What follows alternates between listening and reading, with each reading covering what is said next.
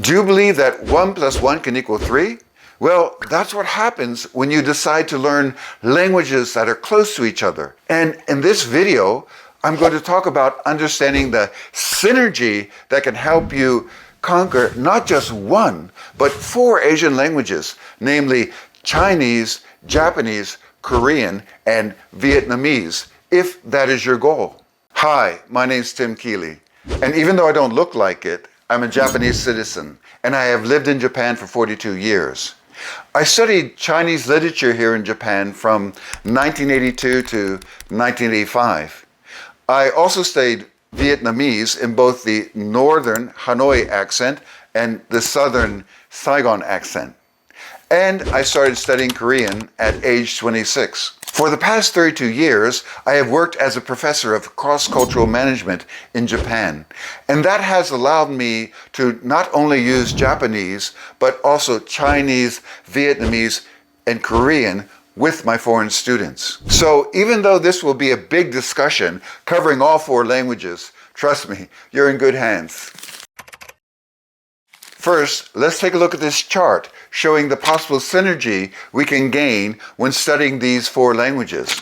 I know it might look a bit confusing, but it sums up a lot of information.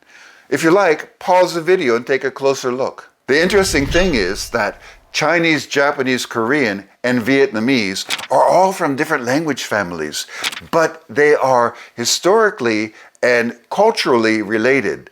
The biggest factor is the use of Chinese characters in these languages. Chinese classical language, Chinese characters, became an early regional lingua franca in the written form. And as such, it was a significant facilitator of cultural exchange throughout the region. These 4 languages form a region which is called the East Asian Cultural Sphere, or the Chinese Character Cultural Sphere. Some scholars define this region to include the area shaded in blue on this global map. To help you have a better understanding about how these 4 languages are related, we will have a look at 1. Their writing systems, 2.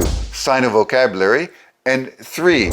Grammatical similarities. So, as I said, the whole region was united by the use of Chinese characters, and then some important changes started to take place. First, in the 9th century, Japanese created hiragana and katakana. Present-day Japanese is written using kanji, Chinese characters, and hiragana and katakana. Hiragana is used for expressing Japanese grammar and as an alternative to writing kanji for certain words. And katakana is used to transcribe words of foreign origin that are not from Chinese. For example, television, terebi.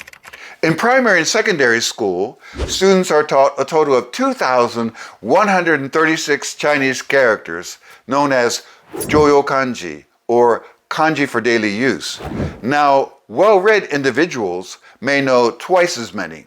In contrast, the use of Chinese characters in Korea is much more limited. The Hangul writing system was developed in 1443 to improve literacy, and it became the official writing system in Korea. In the case of Vietnam, since the beginning of Chinese rule in 111 BC, literature, government papers, scholarly works, and religious scripts were all written in classical Chinese, known as Chữ Han. Subsequently, from the 13th to the 19th century, the Vietnamese used Chữ Nom, a writing system based on Chinese characters. Portuguese Catholic missionaries introduced the Latin alphabet in the 17th century. After that, the French Catholic missionary Alexandre de Rhodes revised the Romanized writing system still in use today. Presently, there are 3 types of characters in use. Simplified characters used in mainland China and more recently in Southeast Asia. Traditional characters used in Taiwan, in Hong Kong, and among a lot of overseas Chinese. In Japanese, Shinjitai, or new character form, which is somewhere between the traditional and the simplified characters. You can see in this chart here the character gi, which is the same as the traditional way of writing, and the character gaku, which is like the simplified one. Personally, I prefer the Japanese shinjitai and Chinese traditional characters. They're more aesthetically pleasing, and sometimes the information we get from the components of the character are lost in the case of simplified characters. For example, take a look at the character for east, which clearly creates the image of the sun behind a tree, but not when written with the Chinese simplified character. Okay, now let's move on to Sino-vocabulary. These four languages all have Sino-vocabulary. Sino meaning related to China. And that is the most important aspect of each language that helps you learn the others. Approximately 50 to 60% of Japanese, Korean, and Vietnamese vocabulary is of Chinese origin. However, the percentage of Sino-origin words in modern everyday usage in these three languages is estimated to be much lower.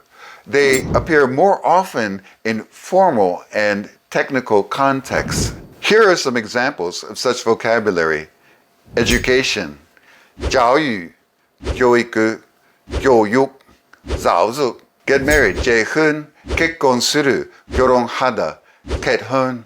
In the late 19th and early 20th centuries, Japanese devised new character combinations called wasekango to express Western concepts such as revolution, kakume, or democracy, minshu. Chinese speakers often fail to recognize that these character combinations were coined in Japan. And Korean and Vietnamese have borrowed a lot of these words as well. But life is not meant to be so easy. There are also false cognates, combinations of characters which have different meanings between Japanese and Chinese. A famous example is the compound tegami in Japanese, which means letter, the kind you put in a mailbox. In Chinese, it's pronounced 手纸, and it means toilet paper. Now let's take a look at the grammatical similarities. Chinese grammar has many characteristics that make it similar to Vietnamese, but an important characteristic that also makes it similar to Japanese and Korean. Japanese and Korean grammar and politeness systems are very similar, perhaps as much as 90%. And there are some characteristics typical of many Asian languages shared by these four languages. So how are Chinese and Vietnamese similar? First, in general, they follow the order of subject, verb, object, like in English. Second, both lack verb tense. So many learners are happy to know that they don't have to worry about conjugating verbs in Chinese and Vietnamese. So how do you know when something happens? Well, first of all, there's context, such as the use of time-related words. For example, 我吃饭 versus 我昨天吃饭. Tôi ăn cơm versus tôi ăn cơm ngày hôm qua. Third, Chinese and Vietnamese both employ grammatical aspect with the use of particles to indicate how a verb works within a particular time frame or how it relates to the flow of time. First, we have le and roi for completed actions. 我吃饭了, 我ăn rồi. 过 and da for expressing the experience of an action. 我吃过饭了, tôi đã ăn cơm. 在 and đang for expressing continuous action. 我在吃饭, tôi đang ăn cơm. 要 and sẽ to express future action or intent. 我要吃饭, tôi sẽ ăn cơm. Okay, those are some important similarities. But there is also a very important difference between Chinese and Vietnamese sentence structure, and it deals with something called head final, left branching, and head initial, right branching structure. Okay, I know it sounds complicated, but it's not. Let me explain. Let's use this sentence in English to explain head initial, right branching. I want to read the book that my friend bought me when he went to Tokyo. Here, the main clause is, I want to read the book. So the main clause, I want to read the book, the additional information, right branching, that my friend bought me when he went to Tokyo. However, Chinese follows the same pattern as Japanese and Korean, head final, left branching. In this case, the information describing which book is going to come to the left of the main clause, left branching. Let's take a look at an example in Japanese and Chinese. 友達が先週東京にいた時、私のために買ってくれた本を読みたいです。So we have this structure. Friend, last week, Tokyo to time, for me, bought book, want to read. Notice that even the phrase, when he went to Tokyo, is reversed and becomes he Tokyo to went time. Likewise, in Chinese, it would be 我想读我的朋友上个星期在东京的时候给我买的书. It becomes I want to read. Last week, my friend in Tokyo time for me bought book. Notice that the only difference is that the verb read is in subject, verb, object order in the case of Chinese. Japanese and Korean grammar are at least 90% similar. Both Japanese and Korean are subject, object, verb languages and use grammatical particles to indicate the function of words in a sentence. Wa in Japanese and un after a consonant and nun after a vowel in Korean mark the topic of a sentence. As for this, it is a book. これは本です. 이것은 책이요. Ga in Japanese and I after a consonant and ga after a vowel in Korean indicate the subject of the sentence. I am a student. 私が学生です. 나는 학생이다. Okay, now you may ask, what is the difference between marking the topic and marking the subject of the sentence? Well, it's a bit complicated and it will be the subject of a different video I make comparing Japanese and Korean. O in Japanese and ur after a consonant and rur after a vowel in Korean marks the direct object of a verb. 果物を食べます. 과일을 먹어요. They in Japanese, eso in Korean, indicates the location of an action or the means by which something is done. 学校で勉強します. 학교에서 공부해요. So with these similarities, if you already know Japanese or Korean and you want to learn the other, often you could just translate word by word and not worry about being wrong. Besides grammatical order,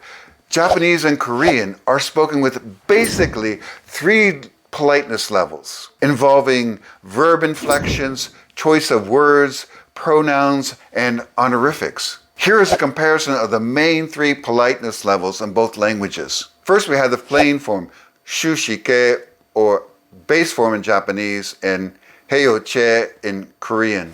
It is used in casual or informal situations with friends and family. Okay, let's do all these examples with to eat. Now, it actually depends on who you're saying is eating. I'm eating or you're eating, but I'll just give one of the forms. Taberu, mogo. Then we have the polite form, mas in Japanese and heche in Korean. It is commonly used in formal or polite situations, including interacting with strangers, at work, or in public spaces. Tabemasu, mogoyo. Finally, we have honorific language, keigo in Japanese and hamnidache in Korean. It is used to show respect and humility, often used in professional settings with your superiors or any situation that requires very formal, polite language. 메시아가루, 먹습니다.